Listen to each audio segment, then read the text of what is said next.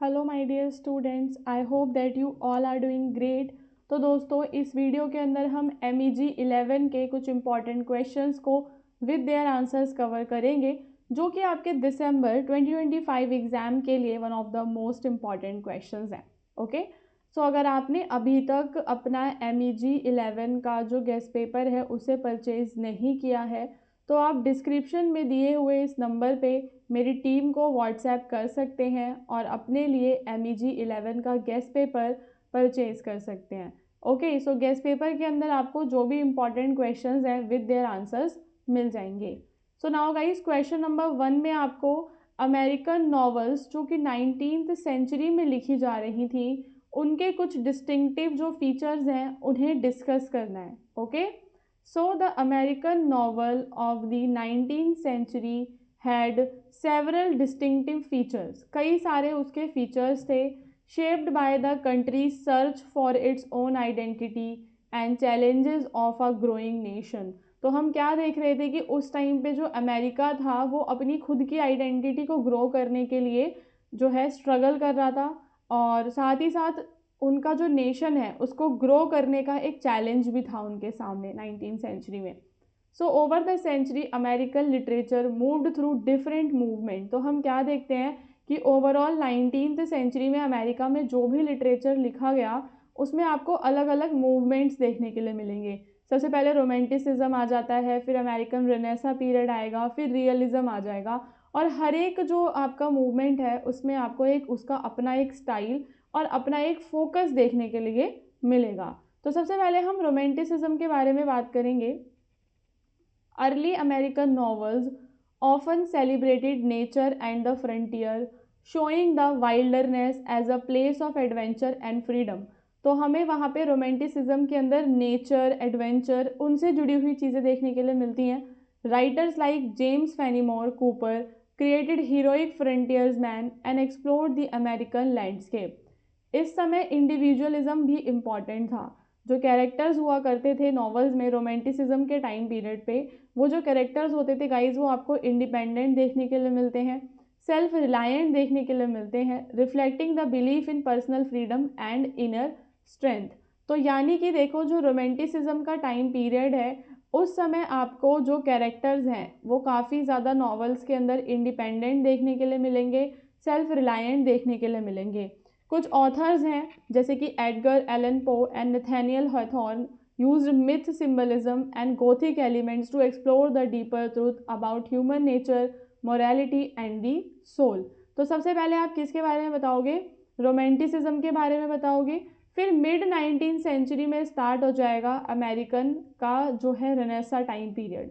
So during this period writers focused on defining a unique American identity. तो यहाँ पे जो आपके राइटर्स हैं अब वो अपनी अमेरिकन आइडेंटिटी को डिफाइन करेंगे, अपनी आइडेंटिटी को पहचानेंगे और खुद को वो कैसे यूरोपियन से अलग हैं, ठीक है, खुद को वो यूरोपियन से सेपरेट कर लेंगे। Novels explored moral and spiritual questions such as sin, guilt and human soul with authors like Hawthorne and Herman Melville leading the way. There was also a growing concern with the social issues. तो यहाँ पे हम देखेंगे कि Renaissance period के अंदर जो सिन, guilt, human soul जैसे जो सवाल हैं ये इस समय उठाए जाएंगे रेनेसा में, और साथ ही साथ समाज को जो सामाजिक इश्यूज हैं, स्लेवरी, वुमेन राइट, ये सारे इश्यूज भी आपको रेनेसा पीरियड में देखने के लिए मिलेंगे।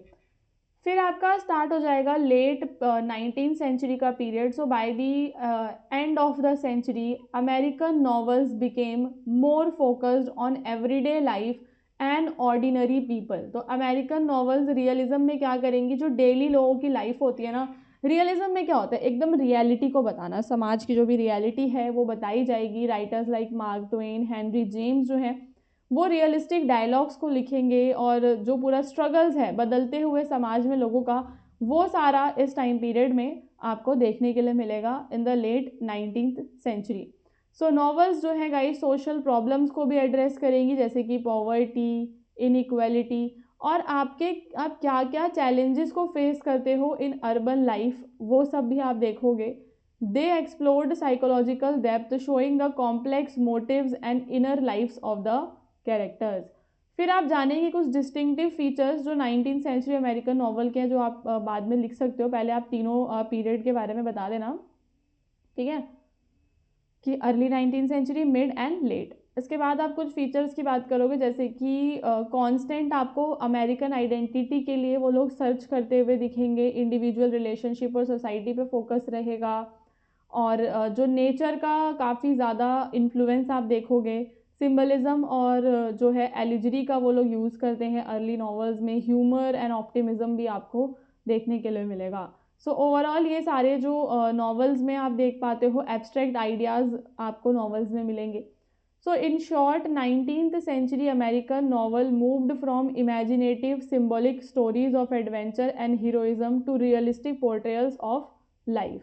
ठीक है, तो 19th सेंचुरी में आप क्या देखते हो कि पहले जो इमेजिनेशन और सिंबॉलिक पूरा होता था, अब वो लाइफ का रियलिस्टिक पोर्ट्रेयल आपको देखने के लिए मिलेगा, always reflecting the nation's growth, challenges and search for identity.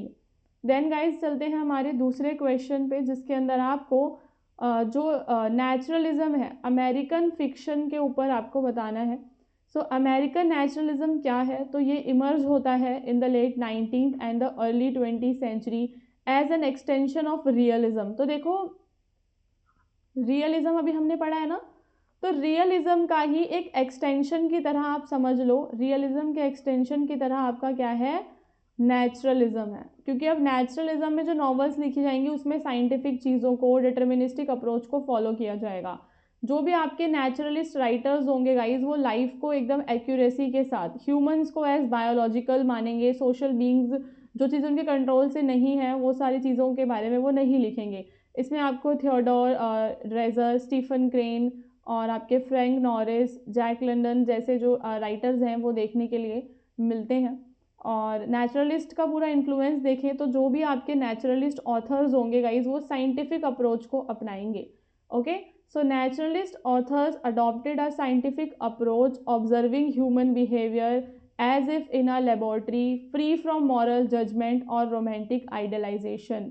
They believed in determinism, seeing individuals as governed by heredity, environment, social condition। मतलब कि एक जो व्यक्ति है उसके ऊपर उसके एनवायरनमेंट का, उसके हेरिडिटी, उसके जो भी कंडीशंस हैं उन सब का फ़र्क पड़ता है, और फ्री विल वहाँ पे व्यक्ति की इतनी नहीं होती है। So the movement was heavily influenced by the contemporary. तो उस समय डार्विन की जो थ्योरी आ रही थी इवोल्यूशन की, तो ये जो है नेचुरलिज्म वहाँ से भी आप देखते हो कि इन्फ्लुएंस हुआ, जो डार्विन्स की थ्योरी है इवोल्यूशन की उससे। ठीक है, और मार्क्स के जो इकोनॉमिक आइडियाज़ आपको पता होंगे कि कैसे समाज में जो एक डिवीज़न होता है रिच एंड पुअर का, कार्ल मार्क्स के आइडियाज़ से भी वो प्रभावित हुए थे। देन फिक्शन की बात करें तो नेचुरलिस्ट जो नॉवेल्स हैं वो आपको पेसिमिस्टिक देखने के लिए मिलती हैं, showing characters trapped in circumstances they can not escape. तो यहाँ पे जो नॉवेल्स में आपको नए नए कैरेक्टर्स देखने के लिए मिलेंगे, वो ऐसी सिचुएशन में फंस जाएंगे जहाँ से वो नहीं भाग सकते। They explore the brute within, focusing on basic instinct, violence, taboo, poverty, prostitution, racism, इन सब के बारे में आपको इस समय देखने के लिए मिलेगा। और जो भी आपके नॉवेल्स में कैरेक्टर्स होंगे वो मेनली लोअर क्लास के होंगे, मार्जिनलाइज्ड होंगे, एंड जो सोसाइटी एनवायरनमेंट को हाईलाइट करेंगे, कैसे जो सोसाइटी और एनवायरनमेंट होता है वो आपकी डेस्टिनी को शेप करता है। setting themselves as forces with cities, slums और wilderness influencing character fate almost like another character in the story। तो देखो, दो तीन चीज़ें हैं कि क्योंकि नेचुरलिज्म आपको रियलिज्म का ही एक्सटेंशन देखने के लिए मिल रहा है, बट यहाँ पे चीज़ें साइंटिफिक अप्रोच वो ज़्यादा फॉलो कर रहे हैं, डार्विन की थ्योरी ऑफ इवोल्यूशन से वो काफ़ी ज़्यादा इन्फ्लुएंस्ड हैं, और दिखाते हैं कि जो हेरिडिटी एनवायरनमेंट कैसे जो है व्यक्ति एक इंडिविजुअल को शेप देता है। उसके अलावा जो एक और इम्पॉर्टेंट चीज़ आप देखोगे इसके अंदर कि जो लोअर क्लास और जो मार्जिनलाइज्ड क्लासेस हैं उनको ज़्यादा इसमें इम्पॉर्टेंस दिया जाता है। तो naturalism though rooted in realism sometimes amplified the truth of human life to a level that seems almost symbolic और tragic as noted in the work of Frank Norris. तो हम फ्रैंक नॉरिस जैसे writers के कामों में देखते हैं कि ह्यूमन लाइफ के जो ट्रूथ्स होते हैं ना उनको दिखाया गया है, कभी कभी चीज़ें ट्रेजिक भी हो जाती हैं। तो it often served as social commentary criticising capitalism, urban squalor and systematic injustice as in Upton Sinclair the Jungle. तो यहाँ पे हम एक चीज़ और देखते हैं कि नेचुरलिज्म के अंदर जो उस समय का जो समाज था, ठीक है, उसके ऊपर कमेंट्री की तरह दिखता है वो। कैपिटलिज्म को क्रिटिसाइज वो लोग करते हैं। देन इन द कंक्लूजन आप बताना कि जो अमेरिकन नेचुरलिज्म है गाइस, वो एक bleak but honest vision of human life हमें देता है। उसके अंदर स्ट्रगल, फेट, इन सब के बारे में भी बात होती है, और जो भी इल्यूजन्स होते हैं उनको हटा के जो ह्यूमन कंट्रोल के बाहर चीज़ें हैं, ठीक है, उसको इसमें दिखाया गया है। पेसिमिस्टिक है, और ये हाईलाइट करता है the quiet dignity and resilience of individual confronting their circumstances, making it a vital and enduring part of American literature. तो नेचुरलिज्म अमेरिकन लिटरेचर का एक बहुत ही ज़्यादा इंपॉर्टेंट पार्ट है। फिर ये जो सिस्टर कैरी वाली स्टोरी है गाइज, उसके अंदर आपको बताना है कि नेचुरलिज्म के कैरेक्टर्स आपको उसमें कौन कौन से देखने के लिए मिलते हैं। तो Theodore Dreiser Sister Carrie is a classic example of American nationalism. ये जो नॉवल है, in this novel characters are shown being controlled by the forces beyond their control. तो क्योंकि इसमें हमें नेचुरलिज्म के तत्व देखने के लिए मिल रहे हैं, तो आपको जो कैरेक्टर्स हैं वो दिखाई देंगे कि वो ऐसी चीज़ों के कंट्रोल में है जो उनका एनवायरनमेंट, उनकी सोशल कंडीशंस, इन सब के कंट्रोल में है, rather than their own free will. अब आप नेचुरलिज्म के की जो कॉन्सेप्ट है, एस्पेक्ट्स है, वो देखोगे तो सबसे ज़्यादा आपको इसमें डिटर्मिनिज्म देखने के लिए मिलता है। The characters lives are shaped by chance and circumstances. जो इसमें कैरेक्टर है कैरी, उसको फेम मिलता है एंड हर्शवुड गरीबी में चला जाता है because of luck and situation. उनकी चॉइसेस के बारे में कुछ भी नहीं था, बल्कि उनकी लक और सिचुएशन को यहाँ पे दर्शाया गया है कि जिसकी वजह से एक गरीब और एक को फेम मिल रहा है। द सिटीज़ हैं शिकागो और न्यूयॉर्क, ये दिखाई गई हैं पावरफुल फोर्सेस की तरह जो लोगों की लाइफ को इन्फ्लुएंस करती हैं। और हम देखते हैं कि अर्बन एनवायरनमेंट के बारे में बात नेचुरलिज्म में की जाती है, जैसे कि आपको इस नॉवल में भी देखने के लिए मिलेगा। So the urban environment full of opportunities है, डेंजर्स भी हैं, ठीक है, drives the character actions and desires. Human instincts दिखाए गए हैं। तो Carrie and Hurstwood act mainly on natural desire, money, pleasure, जो इंसान की नेचुरल डिजायर्स होती हैं गाइस, तो वो इसमें दिखाई गई हैं, ठीक है, जो कि नेचुरलिज्म की का ही एक पार्ट है। और the story is told in a factual almost journalistic style में दिखाई गई है। ड्रेजर्स डज नॉट जज his characters but shows how natural and social forces shape their life. कि मतलब रियलिटी ही दिखाई गई है। कैरेक्टर्स को ज़रूरी नहीं है कि जानबूझ के कैरेक्टर्स को बहुत अच्छा बना देना कि वो कितने ज़्यादा मॉरली अच्छे हैं, उन्हें तो किसी चीज़ का लालच नहीं है, ऐसी सारी चीज़ें ना दिखा के जो रियलिटी है वो इसमें दिखाई गई है। सो इवन दो जो कैरी है वो रिच एंड फेमस हो जाती है, okay, so even though carry becomes rich and famous she feels lonely and unfulfilled. तो वो कितनी भी अमीर हो जाए बट उसको अकेला फील होता है। तो ये जो मटीरियल सक्सेस है, तो कहानी ये दर्शाती है कि आपको कितनी भी मटीरियल सक्सेस मिल जाए बट उसमें आपकी हैप्पीनेस की कोई गारंटी नहीं होती है। And this is the common theme of naturalist literature. तो अगर आप ये दोनों क्वेश्चन को एक साथ पढ़ते हो ना, सेकंड वाला और ये वाला, तो आपको नेचुरलिज्म के बारे में और बेटर तरीके से समझ में आ जाएगा। ओके, सो आप फिर कंक्लूजन बता देना that in short Sister Carrie uses naturalism to show how people are shaped by society. कि जो सोसाइटी होती है ना, वो किस तरीके से लोगों को शेप प्रोवाइड करती है, एनवायरनमेंट को, लोगों के इंस्टिंक्ट को, portraying them helpless pawn in a harsh indifferent world. इसके बाद गाइज आपका फोर्थ क्वेश्चन है, जहाँ पे आपको जो पूरा प्लॉट एंड स्ट्रक्चर है लाइट इन अगस्त, ठीक है, अगस्त, इसके बारे में बताना है। So William Faulkner light in August has a complex and non linear plot. तो कैसा प्लॉट है कहानी का? कॉम्प्लेक्स और non linear. Typical of modernist fiction, the story is made up of multiple intersecting narratives and uses a circular structure that begins and ends with Lena Grove's journey. तो आपको कहानी में गाइज एक circular structure देखने के लिए मिलेगा जो लीना ग्रोव की जर्नी से शुरू होगा और उसकी जर्नी पे ही खत्म होगा, ठीक है। अब हम यहाँ पे इसके पूरे प्लॉट के पूरे की फीचर्स को देखेंगे। तो एक तो इसमें आपकी लीना ग्रोव है। Lena Grove is a pregnant women travelling to find the father of her child. Her story opens and closes the novel giving it a circular frame. तो इस नॉवल में आपको एक सर्कुलर फ्रेम देखने को मिलेगा। जो Christmas uh biracial man struggling with his identity whose violent and tragic story forms the central part of the novel। तो नॉवल के सेंट्रल पार्ट में हमें इस व्यक्ति की कहानी देखने के लिए मिलती है। फिर Gail Hightower, a fallen minister who story connect Lena and Joe acting as a spoke between them. तो यहाँ पे एक और व्यक्ति है गेल हाईटावर। तो यहाँ पे तीन मेन नैरेटिव स्ट्रैंड्स हैं कहानी में। एंड लीना का अराइवल होता है in Jefferson at the start and the departure at the end of the frame. Non linear timeline है, यानी कि फॉकनर जो है वो मिक्स करते हैं पास्ट एंड प्रेजेंट को, दोनों को। इसको हम बोलते हैं नॉन लीनियर टाइमलाइन, जिसमें आपको कहानी में फ्लैशबैक्स देखने के लिए मिलते हैं। और लीना होमफुली जो है स्टोरी के अंदर कॉन्ट्रास्ट है जो कि डार्क और ट्रेजिक लाइफ के साथ, मतलब दोनों के बीच में जो की लाइफ और लीना की लाइफ दोनों में आपको कॉन्ट्रास्ट देखने के लिए मिल रहा है। The plot is often seen as a wheel, Lena has the rim, Hightower as the spoke and Joe as the hub, showing how past event shape the character fate. तो किस तरीके से जो पास्ट के event होते हैं वो characters की लाइफ को चेंज करते हैं। सर्कुलर सिंबलिज्म भी आपको इसमें प्लॉट स्ट्रक्चर में देखने के लिए मिलता है। पॉलीफोनिक नरेशन का मतलब होता है कि जो स्टोरी है गाइज उसको मल्टीपल पर्सपेक्टिव से दिखाया गया है, ठीक है, that is polyphonic narration. So in short, the plot of Light in the August is very complex, circular and it is multi-layered.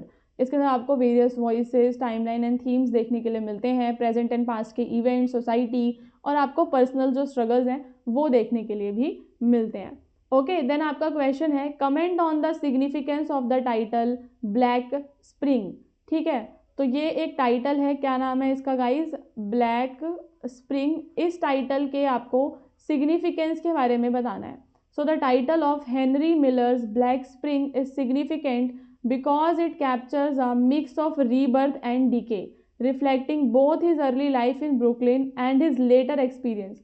तो ब्लैक स्प्रिंग जो है उसकी लाइफ का, अर्ली लाइफ का टाइम पीरियड भी दिखा रहा है और उसके जो एक्सपीरियंसेस थे बाद के वो भी दिखा रहा है। तो की इंटरप्रिटेशंस देखें तो टाइटल के जो वर्ड ब्लैक है, द वर्ड ब्लैक गाइज वो डार्कनेस को रीजनरेट कर रहा है। The word black represent night और darkness, while spring gives suggest करता है renewal. So together it symbolises a new beginning. तो ये जो ब्लैक स्प्रिंग वर्ड है ये एक न्यू बिगनिंग का सिंबल है, बिगनिंग जो कि डार्कनेस से इमर्ज होती है, like a continuous morning after a long night. Miller describe a strange harsh spring without birds or fragrance, and intellectual and emotional renewal that is difficult and even painful, reflecting the challenges of modern life। तो modern life में जो लोग हैं उन्हें कितना ज़्यादा struggle करना पड़ता है उनके इंटेलेक्चुअल और इमोशनल रिन्यूअल को लेकर, वो ये टाइटल डिस्क्राइब करता है। ऑल्सो ये इनफर्टिलिटी और जो हार्शनेस है मॉडर्न सिविलाइजेशन की उसकी तरफ भी इशारा करते हुए, अगर हम बात करें पर्सनल लेवल की, तो ये मिलर का जो अटेम्प्ट है खुद को मेंटली और स्पिरिचुअली रिन्यू करने का, उससे जुड़ा हुआ है। Moving from innocence of childhood to the fragmented experiences of adult life. तो चाइल्डहुड से लेकर एडल्ट लाइफ तक की उनकी जर्नी से रिलेटेड है ये, और टाइटल उनके पास्ट को भी लिंक करता है जब वो ब्रुकलिन में थे with his present life of the Paris. So in short Black Spring guys symbolise करता है both darkness and the renewal in Miller's life and work, showing how personal, social and artistic rebirth can emerge even in a harsh and decayed world. Now in the question number 6 guys, आपको बताना है the last of the मोहिकन्स में आपको कौन कौन से romanticism के elements देखने के लिए मिलते हैं।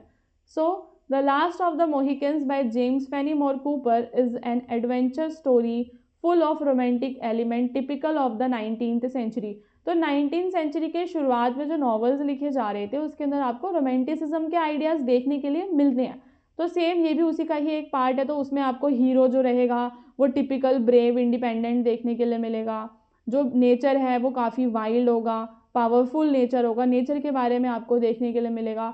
उनकास and Chingachgook are shown as pure and honourable, जो कि नेचर के क्लोज रहेंगे। लव स्टोरी भी है बट वो छिपी हुई है, और ट्रेजिक लव स्टोरी रहेगी। फ्रेंडशिप, रिवेंज, लॉयलिटी, ये सारे स्ट्रॉन्ग इमोशंस भी आपको रोमांटिसिज्म के अंदर ही देखने के लिए मिलते हैं। There are daring rescues and adventurous events that make the story thrilling.